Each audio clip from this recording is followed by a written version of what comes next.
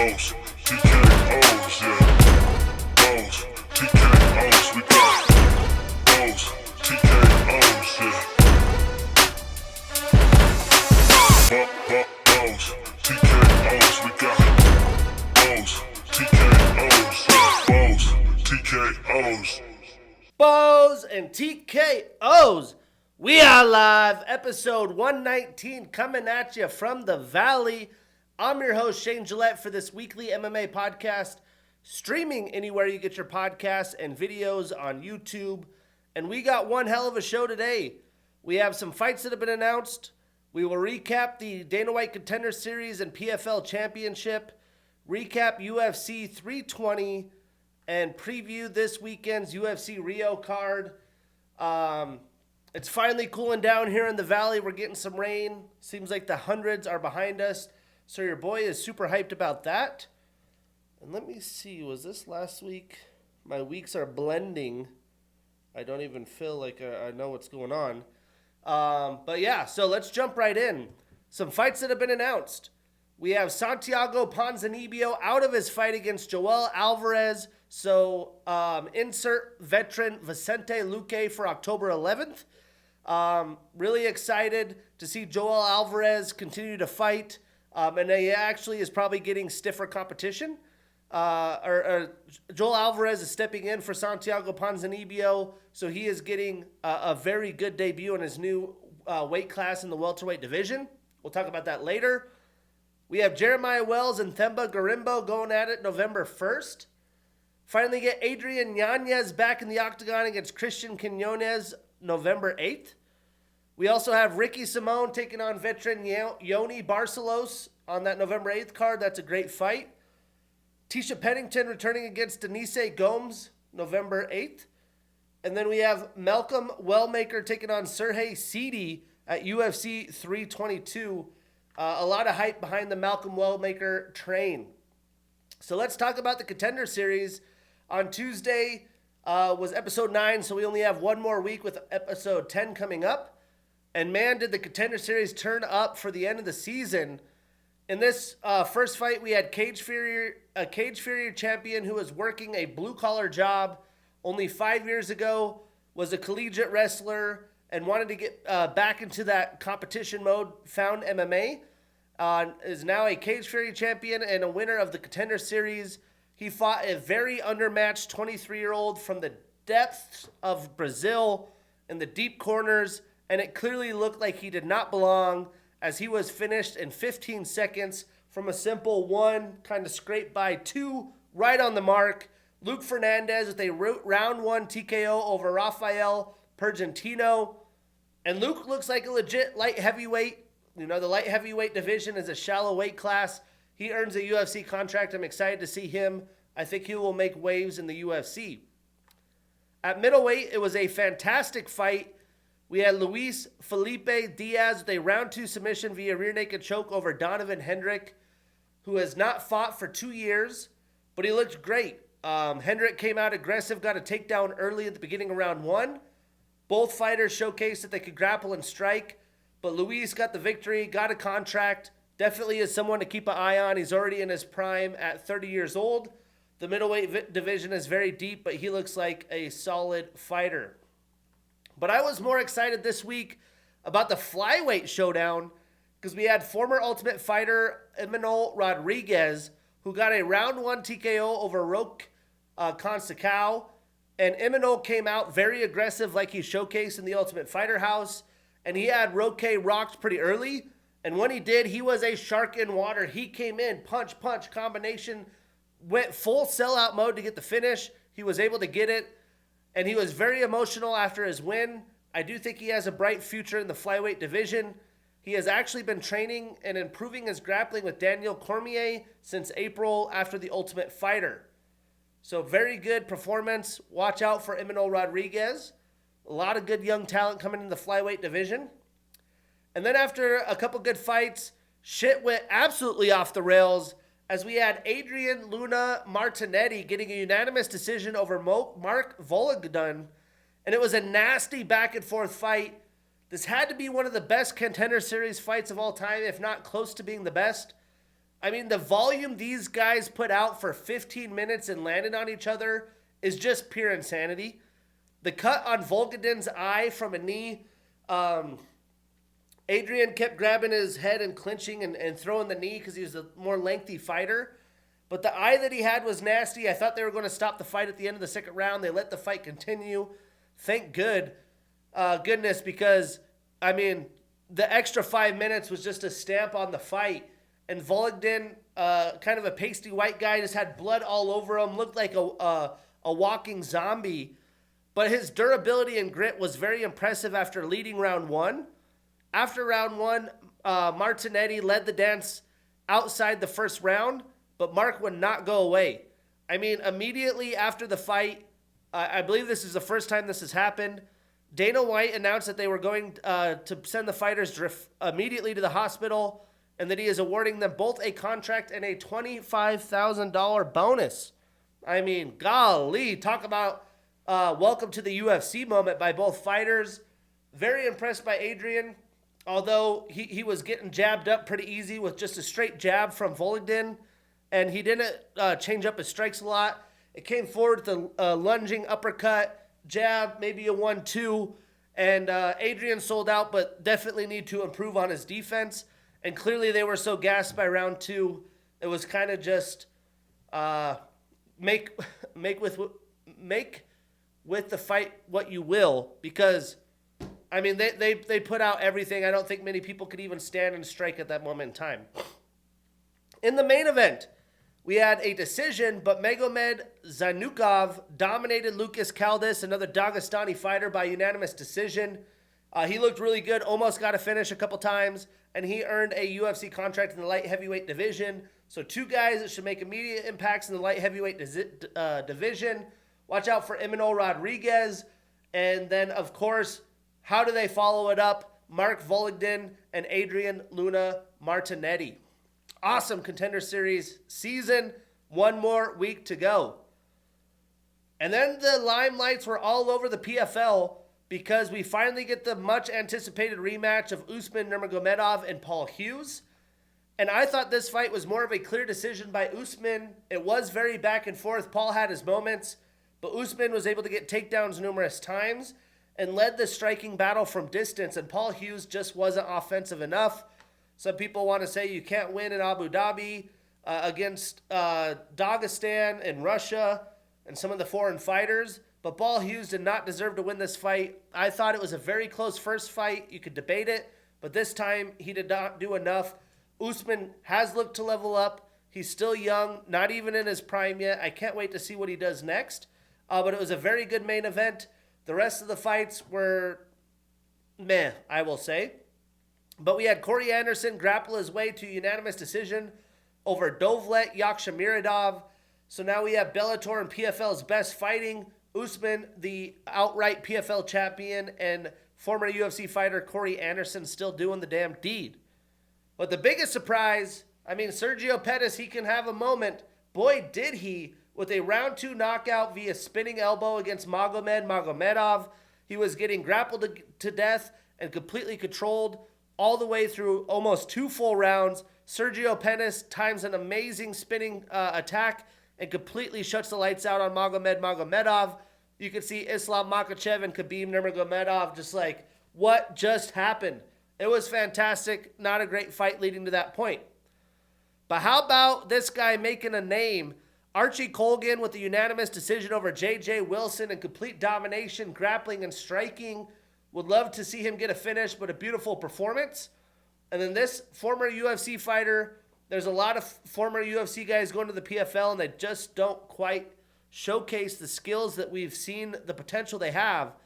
Because Colin Logren lost to Jack Cartwright via unanimous decision. He grappled and controlled the entire fight, landed minimal attacks. Jack Cartwright didn't do much, but I guess it was enough to get a decision.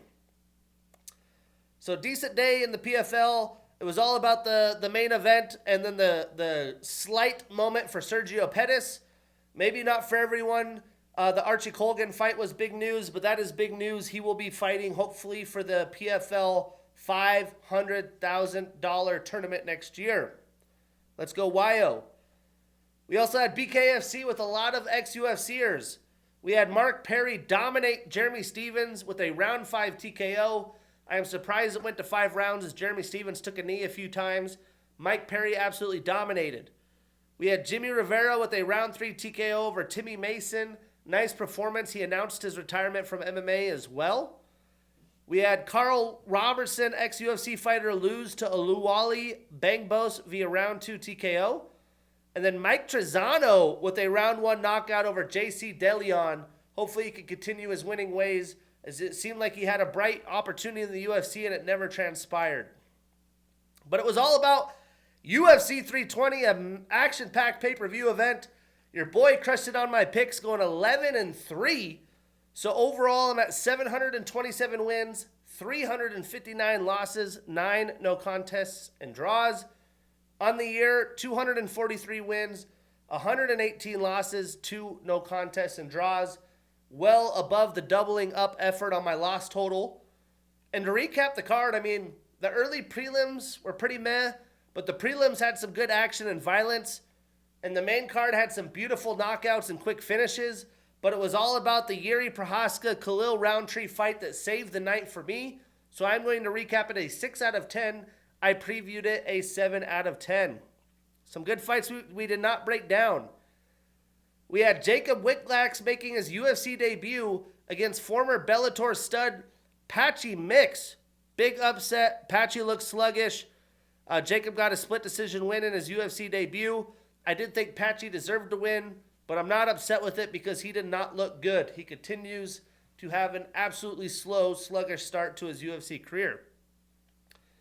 We had Daniel Santos with a round 2 knockout over Ju Sang Yu, Korean Zombie Jr. Definitely needs to work on his striking defense. You know, you hate to see it as Daniel actually missed weight. One of those instances like Kelvin Gastelum where he actually moved up weight classes and still missed weight. That is not acceptable. And then a short notice fill-in and beautiful quick knockout. Ataba Gautier with a round 1 knockout over Tresson Vines. Ataba is an absolute machine. He is a unit that is going to run through people. I believe he's only 23 years old. I've heard some MMA coaches talk about holding pads for him on the Ariel Helwani show. Specifically, John Wood out of Syndicate MMA, saying that he hits as hard as anyone he's ever seen. He is just gushing over his athletic ability. So stay tuned for him as he looks like a future UFC champion. But let's kick this off in the early prelims. We had Veronica Hardy with a unanimous decision over Brogan Walker. And not a ton of action in this fight. You know, both women didn't really let their hands go. And Brogan, coming in, you were like, you have to grapple to get a victory. She just wasn't aggressive in closing the distance at all, or even looking for takedowns as I expected. You know, she's probably fighting for a UFC career, but Veronica did enough. She was more willing as a striker, and she did well getting back up when she was taken down. But Brogan just doesn't look like she belongs in the UFC post-Ultimate Fighter, and she's already in her later 30s.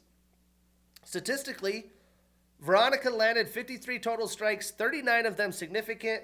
She had a submission attempt, a knockdown, and 2 minutes and 36 seconds of control time. And Brogan landed 30 total strikes, 22 of them significant.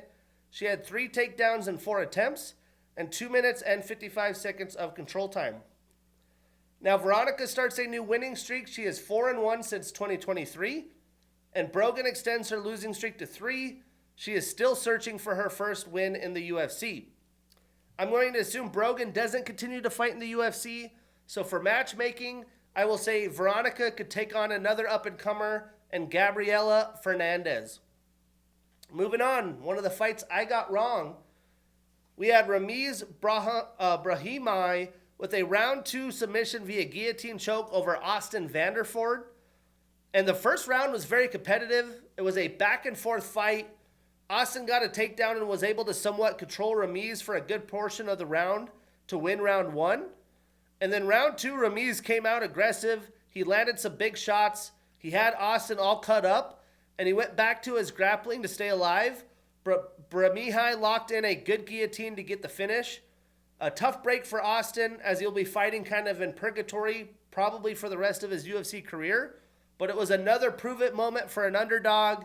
Big win for Ramiz Brahimaj.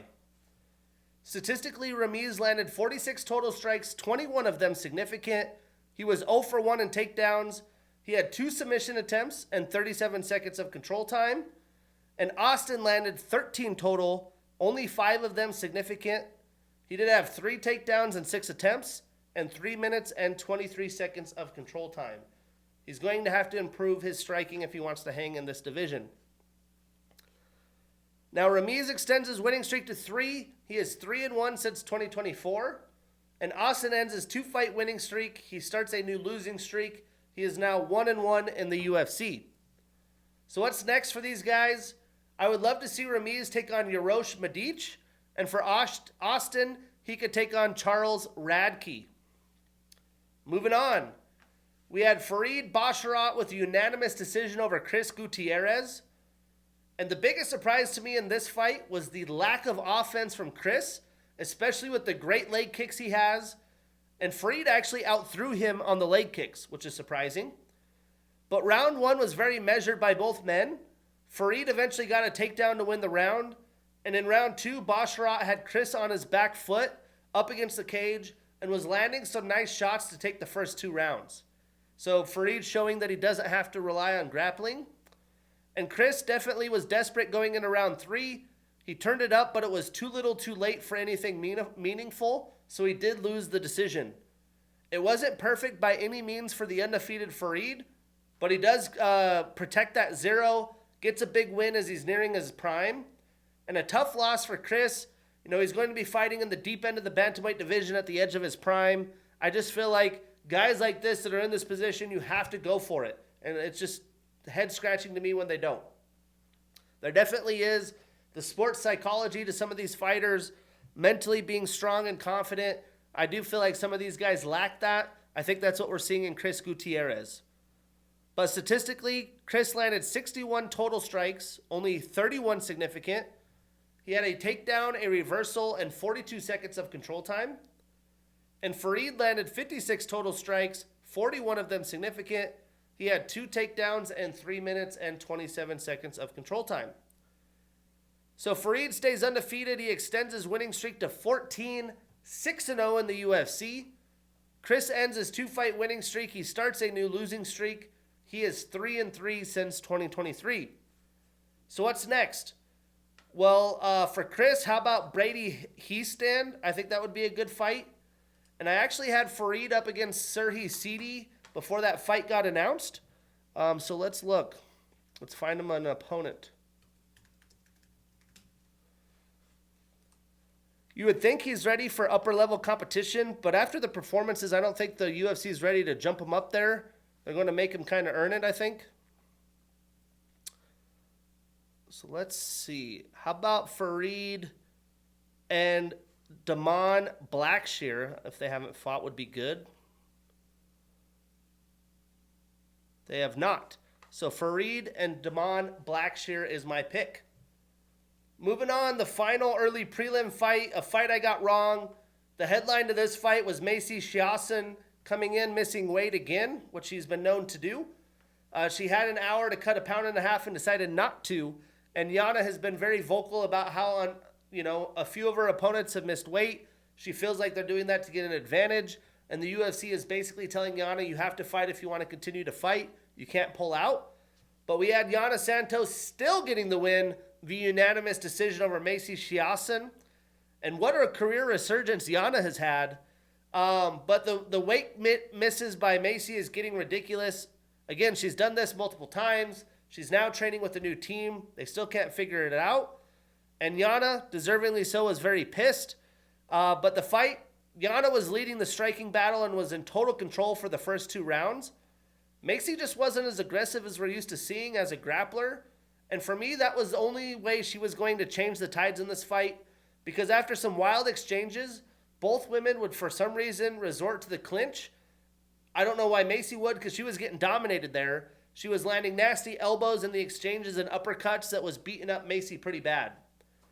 And then round 3, Macy got a takedown, which allowed her to control most of the round. But she had already dropped the first 2 rounds, and it wasn't enough to win. A brutal loss for Macy if she ever hopes to be at the top of the division again. And for Yana, a bunch of momentum on her side. You know, all this adversity, this career resurgence, she could be fighting at the top of the division and right in the mix for a title shot now after 3 straight wins. Statistically, Macy landed 91 total strikes, 54 of them significant. She had 2 takedowns and 3 attempts. So, you know, if she went for it, she got it. I just assumed she would do so much earlier in the fight and more often. She also had a submission attempt in 3 minutes and 43 seconds of control time. Now, Yana landed 115 total, 65 significant. She was 0 for 1 in takedowns, but had 49 seconds of control time. So again, Yana extends that winning streak to 3. She is 3-2 since 2023. She moves up 5 spots in the rankings to number 5. And Macy extends her losing streak to 2. She is 2-2 since 2024. And she moves down 2 spots in the rankings to number 10. So what's next? Well, I think it's just time for new matchups at the top of the division. It's been the same women fighting the same people. I do think Yana has earned a fight with Juliana Pena. And for Macy, so much for being at the top of the division. She now could fight Nora Cornell. Then we broke down only one prelim fight. We had Edmen Shahbazyan with a round 1 TKO over Andre Muniz. And Edmen was just too fast and too powerful for Andre. You know, Andre tried to get takedowns, but didn't have much luck with that. But it was just beautiful boxing, as we're accustomed to seeing from Edmen. You know, he's finally nearing his prime. He's ready for the top of the division again. And Andre now, at the back half of his career, is going to be fighting at the bottom half of the division. Statistically, Edmen landed 26 total strikes, 25 of them significant. He had a knockdown and 39 seconds of control time. And Andre landed 17 total strikes, 15 of them significant. He had 1 takedown in 3 attempts. So now, Edmen's winning streak's up to 3. He's 4-2 since 2023. And Andre extends his losing streak to 2. He is 1-4 since 2023. So what's next? Well, I think Edmen and Bruno Fajeda would be a doozy. And for Andre, how about a battle of the Andres as he takes on Andre Petroski? Moving on to the main card. We have Joe Pyfer with a round 2 submission via face crank over Abus Magomedov. Performance of the night, 50 G's for Joe. Be like Joe. I mean, a very slow start in this fight, but one thing was clear is that Joe had a game plan, and it was to take Abus down and wear him out, as he's known to slow down as the fight goes on, and that's what I had called for last week, so I wasn't surprised. You know, Abus, credit to him, he was able to shut down all 4 of Joe's takedown attempts in round 1, and actually got one of his own in the first round. But round 2, Joe was aggressive and put his hands on Abus and knocked him down, then got his back and pretty much smashed his face, just cranking it out. The biggest win for Joe in his young career. He's nearing his prime, but a tough loss for Abus if he wants a shot in the top 15. Statistically, Abus landed only 18 total, 11 significant strikes with the takedown, a submission attempt, and 2 minutes and 36 seconds of control time. And Joe landed 13 total strikes, 6 significant. He was 0 for 4 in takedowns, but had 2 submission attempts, a knockdown, and 2 minutes and 16 seconds of control time. So now, Joe extends his winning streak to 3. He's 5-1 since 2023. He enters the rankings at number 15. And Abus ends his 3-fight winning streak. He's an even 3-3 since 2023. So what's next?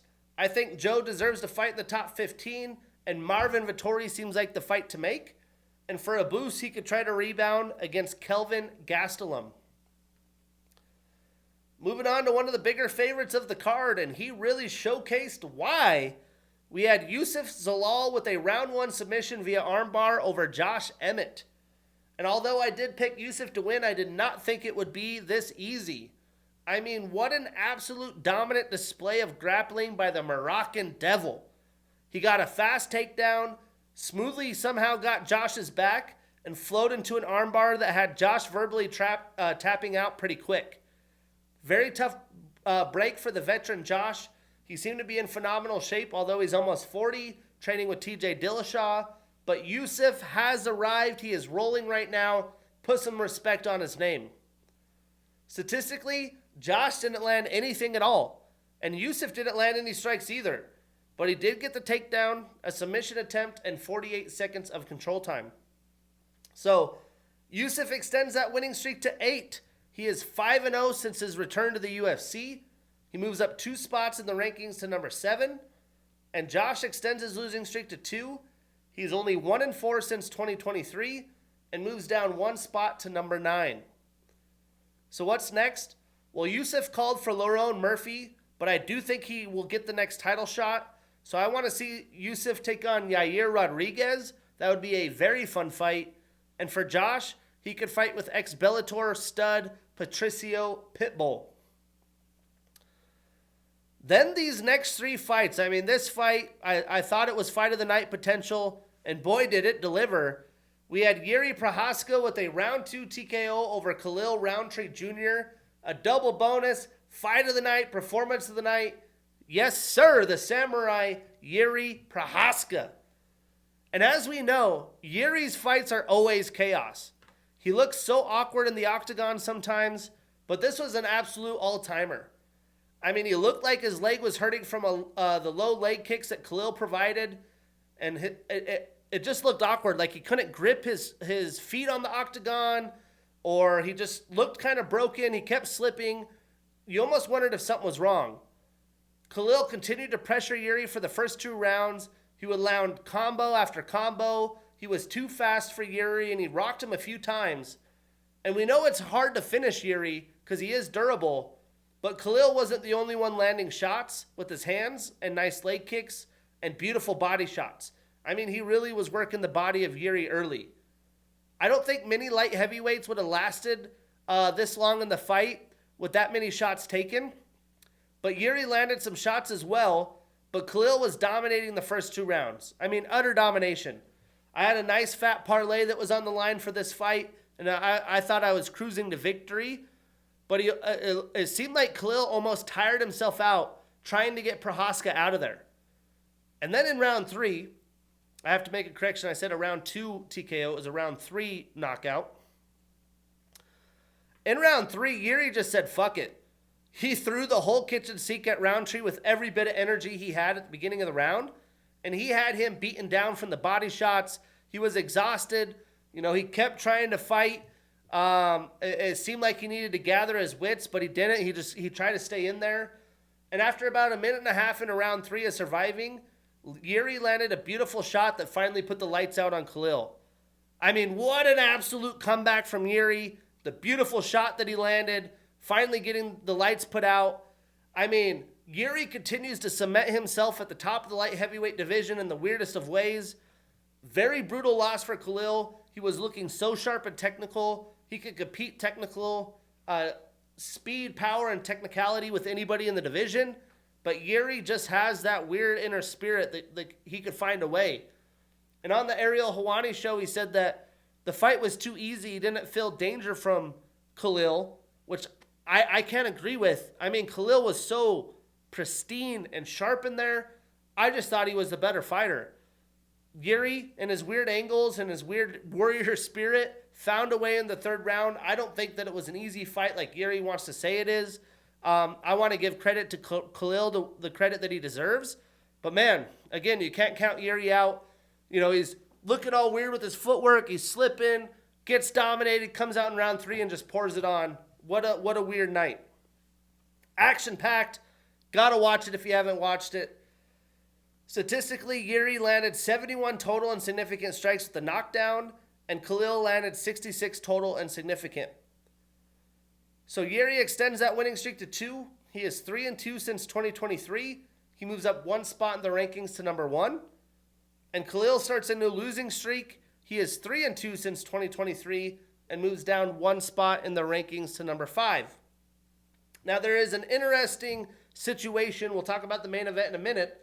But it seems like Alex Bejeda is going to move up to fight John Jones. It looks very appealing, not only to the UFC, to fans, but to the fighters. I do think that will happen next.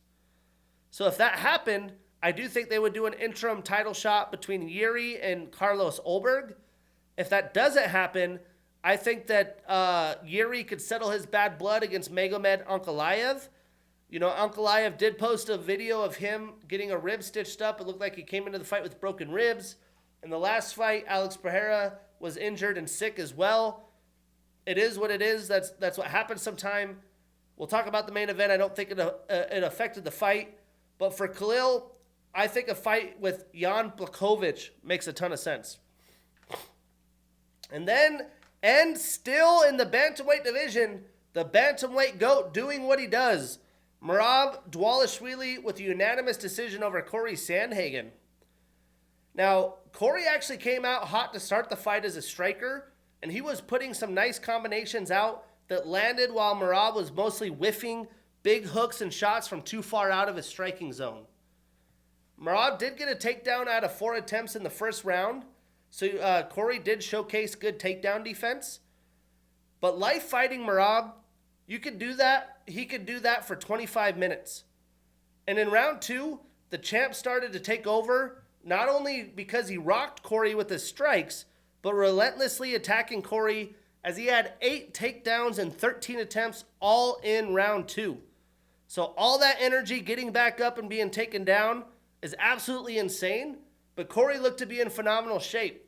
He kept fighting, but with the big shots at control time, I had it a 10-8 round for Merab in round 2. So obviously he's got the lead.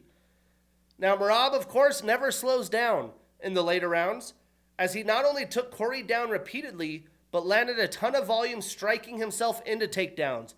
Kind of just bull rushing in, putting Cory against the cage, going for the singles, switching to a body lock, and finding a way to get the takedown. And it was just dominating Cory. This was a classic machine performance that showcases why Merab is the best bantamweight champion in UFC history. Now, Cory did show to be a formidable opponent, but he did not have enough moments striking to get a win or a finish, and that's just by the pressure of Merab. But I do think Cory Sandhagen has looked better than anybody that's fought Merab since Umar Nurmagomedov. Now, Merab actually had great success with his striking after round 1, and he was pretty damn close to getting Sandhagen out of there via knockout, but he was durable and gritty in his first title fight. Major props to Cory Sandhagen. The machine is no joke. I mean, look at the stats. Statistically, Merab landed 243 total strikes, 114 of them significant. He had 20 takedowns in 37 attempts. I mean, who can do that? He also had 10 minutes and 2 seconds of control time, so controlled more than 2 rounds. Now, Cory landed 149 total, so almost 100 less, and 80 significant strikes, so 34 less significant. So Merab, he's on a tear. His winning streak is 14. He is 6-0 since 2023 alone. He now has 3 title defenses in the bantamweight division. And Cory starts a new losing streak. He moves to 3-2 since 2023. So what's next? Well, Merab called after the fight that he wanted to stay active and potentially fight in December, 2 months from now, in Vegas. That's insane if that actually happens. But I do think he will be fighting Petr Yan in a rematch in his next title defense. And for Cory, you know, he did showcase how good he is in certain ways. And I think he deserves a fight with the winner of the Umar and Mario Batista fight. But Cory did talk about offensively wrestling Merab in this fight. That did not happen. But I was so impressed with getting taken down, getting back up, how cleanly he did that, the energy he was able to have throughout the course of 25 minutes, and the durability not to get finished when Merab put it on him in round 2. But then in the main event, we had Alex Pereira with a round 1 TKO over Magomed Ankalaev. Performance of the night, 50 G's. I mean, will the real Alex Pereira please stand up? Will the real Poetan please stand up? I mean, Alex reminded the world what he is capable of by pressuring Magomed early and landing his famed power that put Ankalaev down early for an easy victory. I was shocked at the odds. I told you Khalil and Alex was the parlay to make. We were that damn close. But Alex Pereira is a different breed. And he showcased his striking, which we didn't get to see much of in the first fight because of his broken hand and the norovirus that he had. But I mean, Magomed hardly was able to get anything off. Alex cut the cage and put it on him. Statistically, it only took Alex 28 total and significant strikes to get him out of there. Magomed only landed 4 total and significant while going 0 for 1 in takedown attempts. And again, broken ribs, I get it, but the broken ribs isn't going to change that performance in my mind.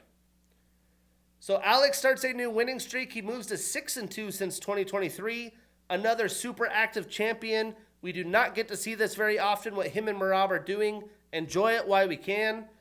And every fight that he's fought since 2023, he's fought for a title all but one time in his first light heavyweight fight against Jan Blachowicz.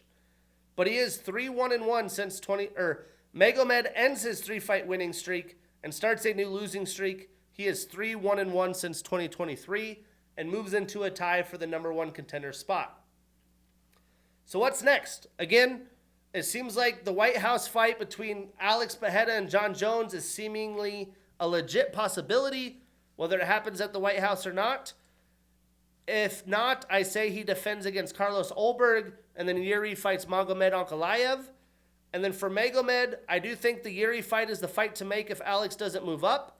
If he does, then maybe he could fight Khalil Rountree. That would be an awesome fight as well. But this weekend, another sports jam-packed weekend. A lot of college football. You got your NFL. I'm repping the Montana throwbacks for homecoming. They're bringing the old school colors back. The uniforms have gone viral on Twitter. Everyone's calling it one of the best uniforms of the year. The old Grizzly, spitting Grizzly on the helmet. Wish I was there. They're even changing the color of the turf in the stadium. So just super excited for this jam-packed football weekend. You got the Red River rivalry, whether John Mateer plays or not, Boomer or Sooner. Got to the Montana Grizz homecoming, all the ranked games. And then we got UFC Fight Night Rio a little bit earlier. A prelim start at 1 p.m. Pacific, main card at 4 p.m. Pacific, all on ESPN+. And to preview this card, I mean, there is not a lot of bad fights here, as the prelims have great matchmaking and have some big Brazil names on the card. The card May of last year was packed with a wild crowd. I expect much of the same for this one. The main card is loaded with talent, and you could always enjoy a card with Charles Oliveira and Davison Figueiredo when they're doing work in the octagon. So I'm going to preview this fight night a 7 out of 10. Worth tuning in. Some good fights we will not break down. We have Julia Pilastri taking on Karolina Kowalkiewicz. And then announced today, right before I got on, Muhammad Usman is out of his fight against Walter Walker. It'll be tough to get an opponent in Rio in a couple days unless they find some Brazil regional fighter. So we have 2 prelim fights to break down. We got Vitor Icao Petrino, 28 years old with a 12-2 record, taking on Thomas the Train Peterson, 30 years old with a 10-3 record. Now, Vitor's heavyweight run continues after moving up from the light heavyweight division. I do think he will be the better grappler, the more powerful striker, even though he is moving up divisions. Thomas has a couple of decision wins at heavyweight, but he's going to have to be the best version of himself now that he's in his prime to handle Vitor Petrino, not Belfort, in Brazil. Breaking it down, Vitor is a Contender Series alum. He's on a 1-fight winning streak and is 5-2 since 2023. 7 of his 12 wins are via knockout. He has a 3.5-inch reach advantage and a 2.5-inch leg reach advantage. Now, Thomas has a wrestling style. He's an LFA alum and former champion and Contender Series alum. He's on a 1-fight winning streak and is 3-2 in the UFC. 7 of his 10 wins are via knockout. 2 of his 3 losses are also via knockout. So to knock out or be knocked out. Now, I do expect Vitor to be aggressive and look to bring the action to Thomas in this fight. It may be competitive when both men are grappling, but I do expect Vitor to be much quicker. When the fight is standing, it will be interesting, but I think it's going to be Petrino stalking Thomas down and Peterson trying to be a heavy counter fighter. For that reason, I'm taking Vitor Petrino. We are putting him on that parlay. We marking that ish down, and we getting that bread. Moving on. We have Clayton Carpenter, 29 years old with an 8-1 record, taking on Rafael Pastor Filho, 32 years old with a 16-4 record. Now, Clayton is about to hit his prime, and Rafael is a very tough flyweight in his prime who is looking to get back on track. Clayton looked very good taking on a very talented Tagir Ulanbekov, and I think we'll be able to offensively grapple and hang with the striking opportunities against Filho. Now, breaking it down, Clayton trains out of the MMA lab here in Phoenix. He's an LFA and Contender Series alum.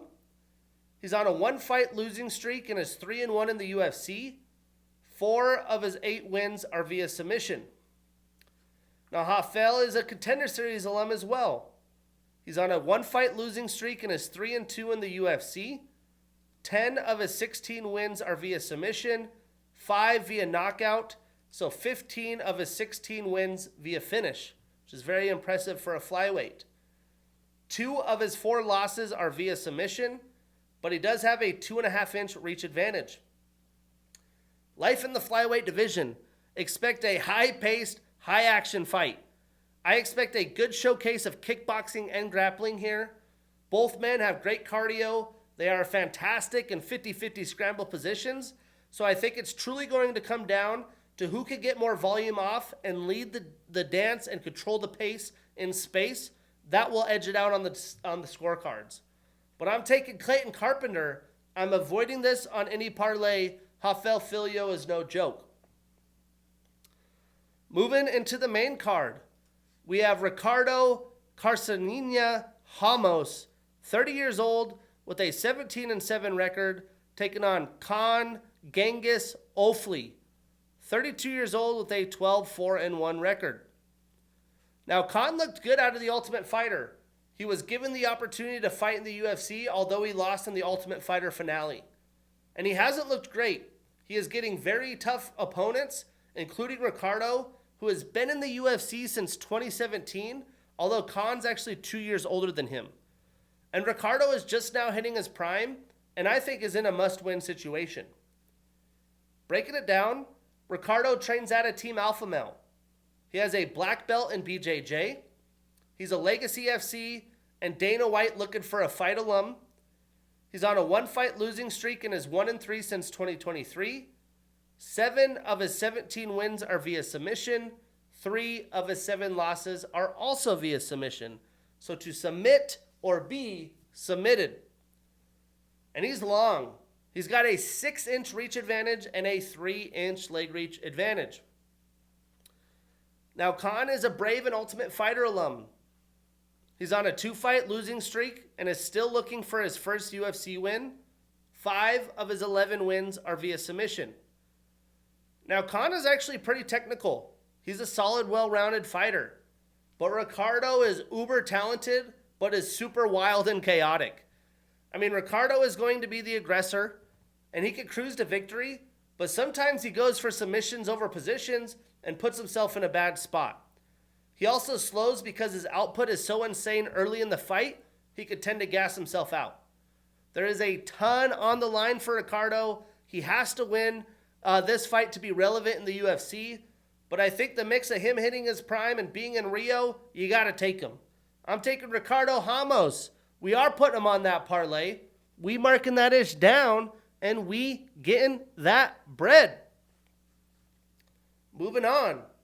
We got Janata Diniz, 34 years old with a 9-1 record, taking on Mario Pinto, 27 years old with an undefeated 10-0 record. Now, this is actually a very fun heavyweight battle between 2 Contender Series alums in the heavyweight division, who I think will be a problem in the division for some time. Mario has come out hot, but is going to have his toughest fight yet against Diniz. Diniz has been working on his grappling, and I wouldn't be shocked if he tried for some takedowns in this fight as well, which he's been adding to his game. But breaking it down, Janata has a Muay Thai and kickboxing style. He has an orthodox stance, He has a black belt in Muay Thai, a blue belt in BJJ.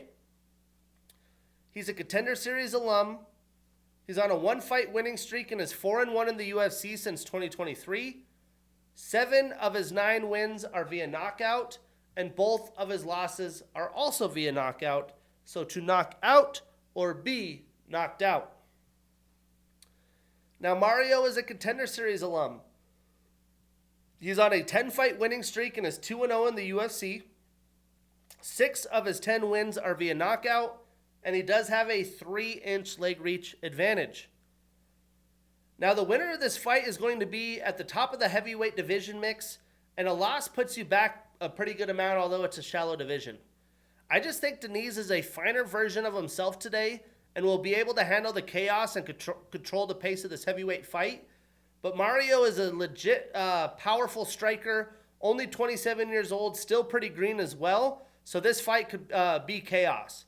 For the sake of picking, I am taking Janata Deniz, but I'm avoiding this on any parlays where possible.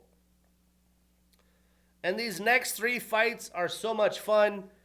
We get Joel El Fenomeno Alvarez, 32 years old with a 22-3 record, taking on Vicente the Silent Assassin Luque, 33 years old with a 23-11-1 record. Now we're finally getting the welterweight debut of Joel Alvarez, as he had a fight booked, but it didn't happen, and now he's getting a short notice fill-in opportunity against a longtime UFC vet, Vicente Luque. Now this is a massive opportunity for Joel to get right in the welterweight mix, as he's in the middle of his prime at 32 years old. The time is now. Breaking it down, Joel has a brown belt in BJJ. He's an M1 alum. He's on a 3-fight winning streak, 3-0 since 2023. He hasn't been super active. 17 of his 22 wins are via knockout. 2 of his 3 losses are also via knockout. So to knock out or be knocked out. And he also has a 4-inch leg reach advantage. He throws a lot of kicks. Now Vicente trains out of Kill Cliff FC. He has a black belt in BJJ and Luta Livre. He's a Jungle Fight and Ultimate Fighter alum. He's tied with Matt Brown for the second most post-fight bonuses in UFC welterweight history with 9, behind Chris Lytle. He's tied with Thiago Alves and Li Jingliang for second most knockouts in the UFC welterweight history with 8, behind Matt Brown. He has the most Darce and Bravo choke wins in UFC history with 4. He's tied with Damian Maia and Chris Lytle for second most submissions in UFC welterweight history with 6. He has the fastest Anaconda choke submission in UFC history. It took 52 seconds against Themba Gorimbo. He's on a 1-fight losing streak and is 2-2 since 2023. 11 of his 23 wins are via knockout, 9 via submission, so 20 of his 23 wins via finish, which is very impressive. And people forget, Vicente Luque is in the middle of his prime at 33 years old. Now, Vicente has had a few interesting years. He had quality wins over Themba Gorimbo and Rafael Dos Anjos. Again, with him being in the middle of his prime, you'd think he'd be hitting his peak, but he is very dependent on his grappling and submission game. If he's forced to stand and strike, it hasn't turned out very well after a couple brutal knockouts. He's had 2 TKO finishes in his last 3 losses. Now, Joel is a very fun striker with a wide array of strike options. I just have a feeling Joel's aggression and long strikes will be too much for Vicente. As he looks to close distance, Alvarez is going to make him pay for it. Joel is probably going to be the faster and more powerful striker. You can't count out Vicente, as he really needs a win right now as well. And the odds are pretty heavy, favoring Joel at like minus 450. So everyone's counting Vicente out. But in Rio, he's got to make it happen. But I am taking Joel Alvarez. But I'm actually avoiding this on any parlays where possible. This is an absolutely fun fight. We get to see how good Joel does moving up and what Vicente is all about right now after, again, some weird up and down 2 to 3 years. But then The King of Rio is not on this card, but Deiveson Figueiredo and Charles Dubronx is going to get Brazil hyphy. In the co-main, we have former champion Deiveson Deuce de Guerra Figueiredo, 37 years old with a 24-5-1 record and the number 6 next to his name, taking on Montel Quick Jackson, 33 years old with a 16-2 record and the number 15 next to his name. Now, Montel is another long striker for his division. He's also in his prime at 33 years old. He just hasn't been active enough to really climb up the rankings. He's typically fought once a year, and this will be his second fight this year, which is good. But this is a very interesting fight as Deiveson is the much smaller man, as he's typically a flyweight fighter. But he's a former champ who has been fighting at the top of the bantamweight division since he's moved up. And this is by far and away the toughest test of Montel's career. And his time and opportunity is right now. You get a win over Figgy, you're right in the mix. Breaking it down, Deiveson trains out of Shootbox Diego Lima. He has a black belt in BJJ. He's a Jungle Fight alum. He's a former 2-time flyweight champion with 1 successful title defense. He has the fastest title fight turnaround in UFC history at 21 days back in 2020 during COVID. He's tied with Demetrius Johnson for second most finishes in UFC flyweight division history with 7, which is behind the now former champ Alexandre Pantoja.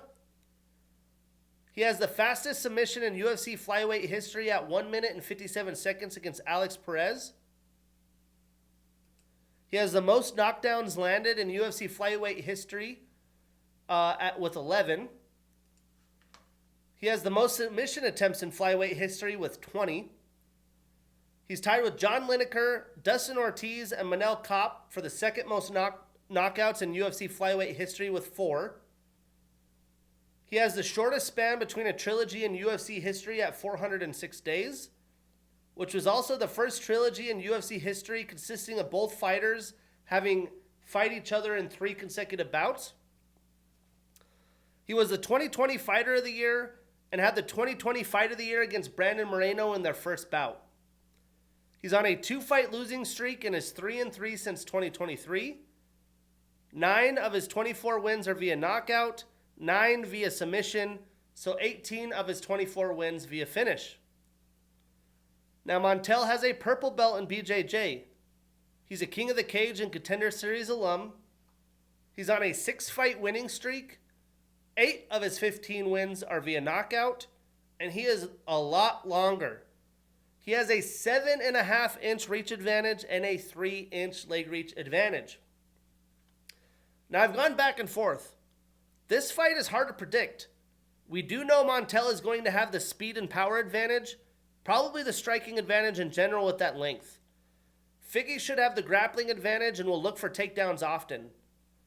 Figgy has really been a grappling-heavy fighter since moving up from the flyweight division, and he's a much smaller framed guy. I think that's why.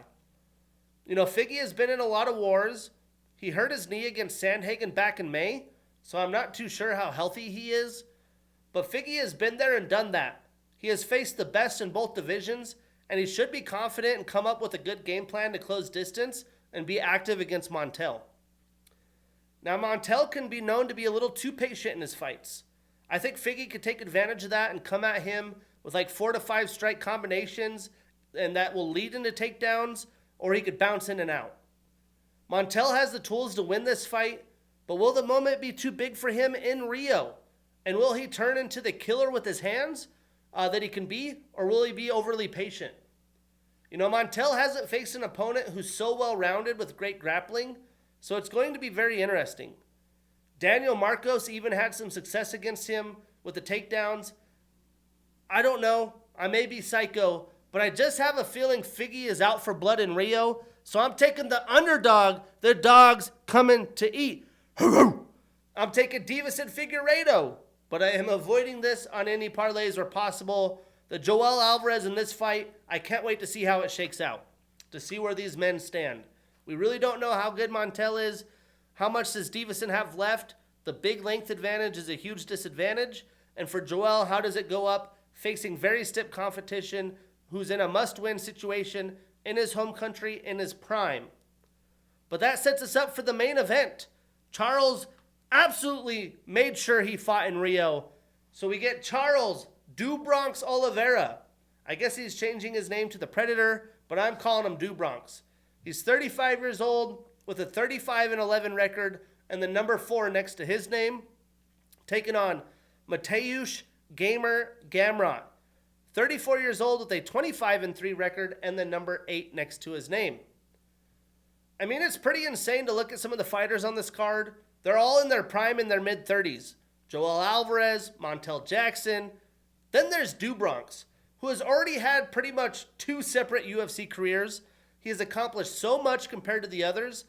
And Charles is at the edge of his UFC career, even though he's at the edge of his prime. He was adamant to fight in Rio, so he has to show up. I do think a loss here would be detrimental to his career and where he stands today. But against elite grapplers, Charles has lost a close split decision to Arman Sarukian, and he obviously lost to Islam Makhachev. Gamrot is elite when it comes to grappling. He is going to test him over the course of 25 minutes, and it is a little bit of a change-up, as Charles was expected to fight Rafael Fiziev, who is a lot different stylistically, but Mateusz is coming in short notice as well. Breaking it down, Charles has accolades for days. He has a BJJ background. He trains at a shoot box. He has a 4th degree black belt in BJJ and a black Prajid in Muay Thai. He's a CBJJE world champion in 2007 in the blue belt division. He's a Jungle Fight, Eagle FC, and Ring of Combat alum. He's the former lightweight champion with 1 successful title defense. 2 of his last 4 fights have been fight of the night or performance of the night. He's a bonus machine. He shows up, he shows out. And with that, he has the most performance of the night bonuses in UFC history with 13 of them things. He has the most post-fight bonuses in UFC history with 20 of them things. I mean, what is that? Bonuses alone. I mean, he makes good money per fight now. He's made over $1 million in bonuses alone. He's tied with Jim Miller, Donald Cerrone, and Justin Gaethje for the second most post-fight bonuses in UFC lightweight history at 14. He has the most finishes in UFC history with 20.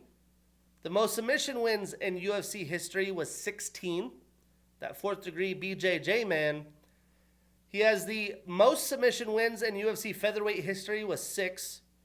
The second most submission attempts in UFC lightweight history with 30. The most guillotine choke submissions in UFC history with 5. And also the most anaconda choke submissions in UFC history with 3. He had the 2014 Submission of the Year against Hatsu Hioki, the 2021 Fighter of the Year, and had 2021 Comeback of the Year against Michael Chandler. He had the 2022 Submission of the Year against Justin Gaethje. He's on a 1-fight losing streak and is 2-2 since 2023. 21 of his 35 wins are via submission, 10 via knockout. I mean, this is insane. 31 of his 35 wins via finish.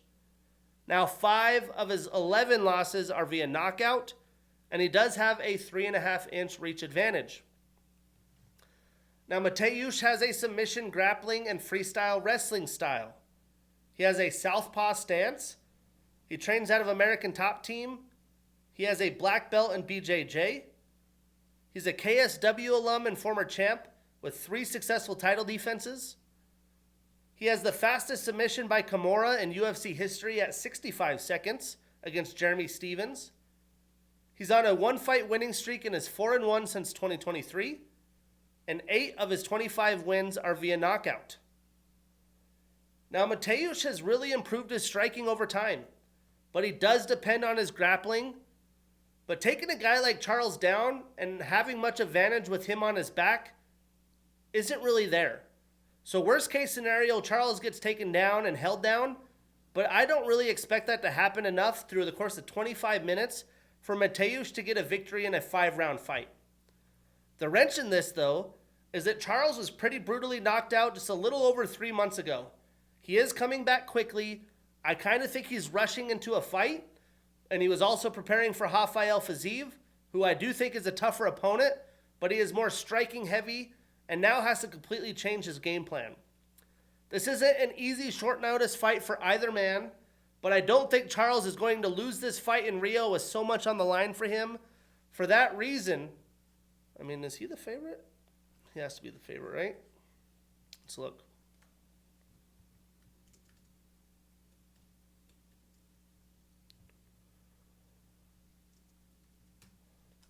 I can't remember. He might be an underdog. That can't be the case, though, right?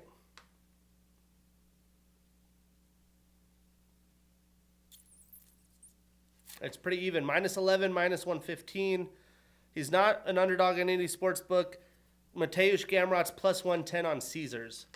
But for the reason I'm saying, in Rio, Charles Oliveira, we are putting him on that parlay. We marking that ish down, and we getting that bread.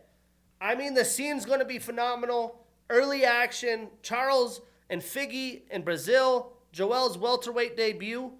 Again, the card is absolutely stacked with fighters from Brazil. And let's quickly look at that. How many Brazil fighters, and what do I think I picked almost all Brazil. So we got Luan Lacerda taking on Simon Oliveira, 2 Brazilians, so one will win there. Julia Pilastri takes on Karolina Kowalkiewicz. I think Karolina wins, but that's a close fight. Walter was from Brazil, but that fight got scrapped. We'll see if he gets a short notice opponent. Lucas Roca is taking on Stuart Nickel. I have no idea, but that's another opportunity for Brazil. Bia Mesquita taking on Arena Alexieva. Bia is from Brazil.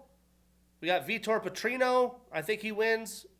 Rafael Filho, I don't think wins. Lucas Almeida, Michael Oswell Jr., I have no idea. Ricardo Ramos, I think that's 3. Janata Diniz is 4. Vicente Luque, I don't think wins. Figgy Charles. So there is a Brazilian fighter on every single fight. I mean, besides the USA, Brazil is where, it's BJJ for a reason, Brazilian Jiu-Jitsu. It's pretty much a home of fighting. The scene, I'm telling you, it's going to be crazy. It's going to be fun. I do think Brazil handles business. But that sets us up next week. We get another location-based fight night card just north in Vancouver, Canada. I think this is the best of all the fight night cards of late that have been location-based. This one's headlined with another change of short notice mix. We get 4th-ranked Rainier de Ritter taking on 9th-ranked Brendan Allen. That's episode 119. I'm your host, Shane Gillette. See you next week.